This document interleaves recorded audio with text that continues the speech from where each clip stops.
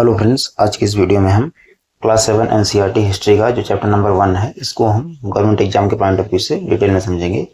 तो सबसे पहले हम ये जानते हैं कि इस चैप्टर में बताया क्या गया है। तो हजारों वर्षों के दौरान हुए परिवर्तन की पड़ताल, ठीक है, यह इस चैप्टर का नाम है, हजारों वर्षों के दौरान हुए परिवर्तनों की पड़ताल, ठीक है। और इस चैप्टर में लगभग 700 ईस्वी से 1750 ईस्वी के बीच भारतीय उपमहाद्वीप में हुए बड़े बड़े परिवर्तनों का अध्ययन करता है, ठीक है। इस समय समाज, अर्थव्यवस्था, राजनीति, धर्म, भाषा और संस्कृति में अनेक परिवर्तन हुए, ठीक है। तो 700 ईस्वी से 1750 ईस्वी के बीच जो बड़े बड़े परिवर्तन हुए थे मुख्य रूप से, उन्हीं के बीच मतलब ये चैप्टर बताता है, ठीक है। उसके बाद फिर आता है इतिहास में समय का महत्व।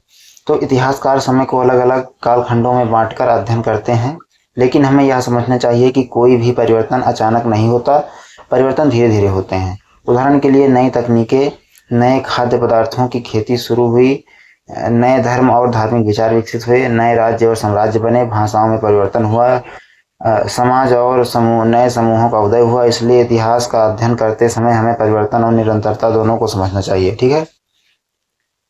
फिर आता है नए लोगों का आगमन। इस समय 1000 वर्ष की अवधि में अनेक नए लोग भारतीय उपमहाद्वीप में आए। इसमें शामिल थे तुर्क, अफगान, ईरानी, मुगल, अरब व्यापारी।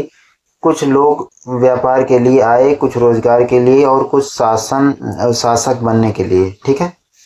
इन लोगों के आगमन से नई भाषाएं आई, नई कला और स्थापत्य विकसित हुआ, नए भोजन और पोशाकों का प्रभाव पड़ा, समाज और संस्कृति में परिवर्तन आया, ठीक है। तो जो ये लोग आए थे वो किस उद्देश्य से आए थे और क्या क्या परिवर्तन हुआ, बेसिकली ये सब बताया जा रहा है। फिर आता है मानचित्रों में परिवर्तन। इस काल के पुराने मानचित्र आज के मानचित्रों से अलग थे। उस समय मानचित्र बनाने की तकनीक सीमित थी। भूगोल की जानकारी सभी क्षेत्रों में समान नहीं थी। अलग अलग शासकों और यात्रियों के लिए दुनिया की सीमाएं अलग अलग समझी जाती थी, ठीक है। इसलिए इतिहासकार पुराने मानचित्रों का अध्ययन करते समय यह समझते हैं कि उस समय के लोग अपने आसपास की दुनिया को कैसे देखते हैं, ठीक है। फिर आता है इतिहास के स्रोत। इतिहासकार इस काल की जानकारी प्राप्त करने के लिए विभिन्न स्रोतों का उपयोग करते हैं। पहला है प्रमुख स्रोत, अभिलेख, पत्थर, धातु या अन्य वस्तुओं पर लिखे गए लेख, ठीक है। अभिलेख क्या होता है? पत्थर, धातु या अन्य वस्तुओं पर लिखे गए लेख, ठीक है, इनका उपयोग करते हैं। फिर होता है सिक्के। सिक्के से शासकों, अर्थव्यवस्था और व्यापार के बारे में जानकारी मिलती है, ठीक है। फिर आता है स्थापत्य। स्थापत्य क्या होता है? किले, महल, मस्जिदें और मंदिर और मकबरे उस समय की कला और तकनीक की जानकारी देते थे, ठीक है। फिर आता है पांडुलिपियां। हाथ से लिखी गई पुस्तकों और दस्तावेजों से इतिहास की जानकारी मिलती है, उसे पांडुलिपि कहते हैं, ठीक है। फिर आता है यात्रियों के विवरण। तो विदेशी यात्री मतलब जो विदेशी यात्री आते थे भारत के समाज पर, नगरों और शासन का वर्णन करते थे, उसके लिए एक लेख लिखते थे। तो उसके जो विवरण से, उनका जो लेख है उससे जो है जानकारी मिलती है हमें इतिहास के बारे में, ठीक है। फिर आता है पांडुलिपियों की समस्या। तो इस समय छापाखाना उपलब्ध नहीं था, इसलिए पुस्तकों को हाथ से लिखा जाता था। इन्हें लिखने वाले लोग लिपिक कहलाते थे। लिपिकों से कभी कभी गलतियां हो जाती थीं, इसलिए एक ही पुस्तक की अलग अलग प्रतियों में अंतर हो सकता था, ठीक है। फिर आता है शब्दों में बदलाव हो सकता था, कुछ वाक्य छोड़ सकते थे, कभी कभी लिपिक अपने ओर से भी कुछ छोड़ देते थे, ठीक है। इस कारण इतिहासकारों को किसी ग्रंथ की कई प्रतियों की तुलना करनी पड़ती थी, ठीक है। रहता है इतिहास में नए सामाजिक और राजनीतिक समूह। इस काल में समाज में अनेक नए समूह विकसित हुए। राजपूत शब्द का संबंध योद्धा समूह से था, ठीक है। वे युद्ध में भाग लेते थे, भूमि पर अधिकार रखते थे, अपने वंश और वीरता पर गौरव करते थे। समय के साथ कई राजपूत वंश शक्तिशाली शासक बने, ठीक है। फिर आता है मराठा। बाद के समय में मराठा भी एक महत्वपूर्ण राजनीतिक शक्ति के रूप में उभरे। जाट और सिख कई स्थानीय, ठीक है, और सामाजिक समूह समय के साथ साथ शक्तिशाली और राजनीतिक समूह बन गए, ठीक है। रहता है इससे पता चलता है कि समाज स्थिर नहीं रहता, बल्कि उसमें लगातार परिवर्तन होते रहते थे, ठीक है। और जो समाज था उसमें स्थिर नहीं था, उसमें लगातार जो है परिवर्तन होते रहते थे, जैसे कि पहले राजपूत, फिर मराठा, फिर जाट और सिख, ये सब धीरे धीरे शक्तिशाली बने, ठीक है। फिर आता है जाति और सामाजिक परिवर्तन। इस काल में समाज में अनेक नए समूह शामिल हुए। जाति और मतलब जातियां और उपजातियां, मतलब समाज में विभिन्न पेशों और समुदायों के आधार पर नई जातियां और उपजातियां विकसित हुई। उदाहरण के लिए लोहार, सुनार, बुनकर, बढ़ई व्यापारी, इनमें से कई समूह अपने अपने संगठनों में संगठित थे। ठीक है, फिर आता है जाति और सामाजिक परिवर्तन। इस काल में समाज में अनेक नए समूह शामिल हुए, जातियां और उपजातियां, जैसे कि मैंने अभी बताया था आपको कि समाज में मतलब कई कई जातियां थी, जो मतलब जैसे लोहार, सुनार, बुनई, मतलब बढ़ई व्यापारी।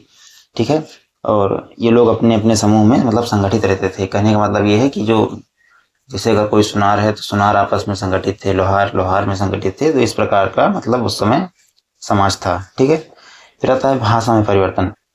तो इस काल में भाषाओं में भी बड़े परिवर्तन हुए। जैसे संस्कृत महत्वपूर्ण भाषा बनी रही, लेकिन इसके साथ साथ अनेक क्षेत्रीय भाषाओं का विकास हुआ। उदाहरण के लिए हिंदी, बंगाली, तमिल, मराठी, तेलुगु, कन्नड़, मलयालम।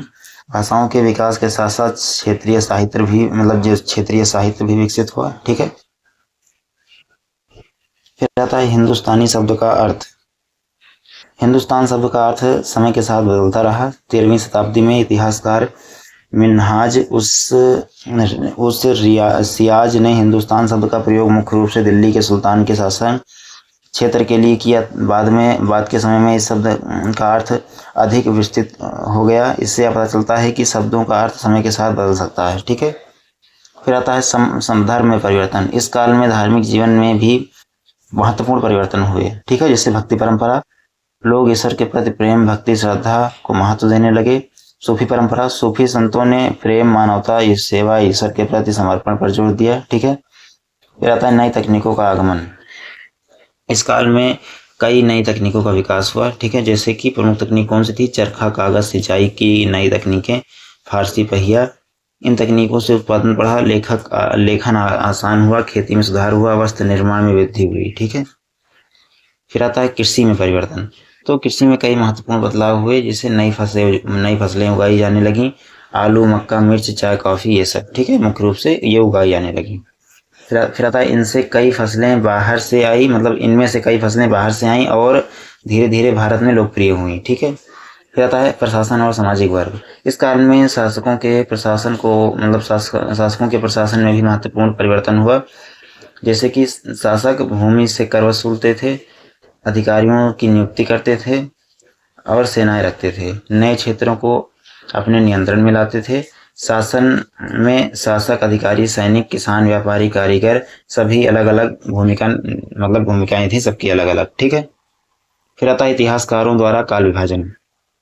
इतिहासकार कभी कभी इतिहास को अलग अलग कालों में बांटते हैं, लेकिन काल विभाजन करते समय सावधानी आवश्यक है, क्योंकि परिवर्तन धीरे धीरे होते हैं। पुराने और नए विचार लंबे समय तक रह सकते हैं। एक क्षेत्र में फैला हुआ परिवर्तन दूसरे क्षेत्र में अलग समय पर हो सकता है। ठीक है, इसलिए इतिहास को केवल पुराना या नया कहकर समझना पर्याप्त नहीं है। ठीक है, फिर आता है इस अध्याय का मुख्य संदेश। तो इसमें क्या बताया गया है? तो पिछले 1000 वर्षों में भारतीय उपमहाद्वीप में बहुत से परिवर्तन हुए। राजनीतिक परिवर्तन, नए राज्य और साम्राज्य बने। सामाजिक परिवर्तन, नए जातीय, सामाजिक और राजनीतिक समूह उभरे। ठीक है, फिर आते हैं आर्थिक परिवर्तन।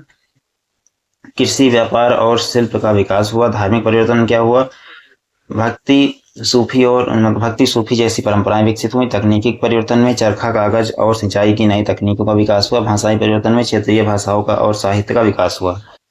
फिर इस चैप्टर के महत्वपूर्ण शब्द जिनको आपको विशेष रूप से समझकर याद रखना है, जैसे कि कालखंड। इतिहास, कालखंड क्या होता है? इतिहास का कोई विशेष समय या भाग। अभिलेख क्या होता है? पत्थर या धातु पर लिखा हुआ लेख। पांडुलिपि क्या होती है? हाथ से लिखी गई पुस्तक उस समय की। आता है लिपिक क्या होता, मतलब लिपिक को क्या होता है? पांडुलिपियों की प्रतिलिपि तैयार करने वाला व्यक्ति लिपिक कहलाता है। जाति क्या होती है? सामाजिक समूह, अक्सर पेशे या समुदाय से संबंधित होती है, इसे जाति कहते हैं। जनजाति क्या होती है? ऐसे समुदाय जो समानता अपने सामाजिक और सांस्कृतिक नियमों के अनुसार संगठित होता है। ठीक है, भक्ति, ईश्वर के प्रति प्रेम और समर्पण। सूफी क्या होते हैं? इस्लामी आध्यात्मिक परंपरा से जुड़े संत और साधक। ठीक है, तो आशा करता हूँ आपको चैप्टर अच्छा लगा होगा। अच्छा लगा हो तो वीडियो को लाइक करें, चैनल को सब्सक्राइब जरूर करें। ठीक है, धन्यवाद।